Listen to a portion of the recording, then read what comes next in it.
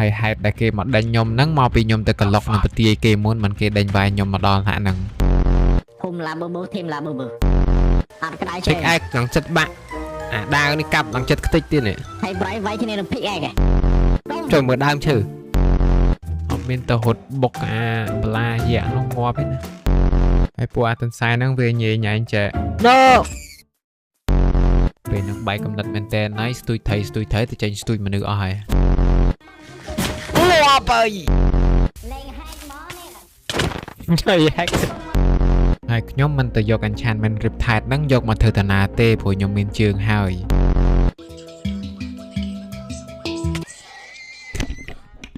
ចុយ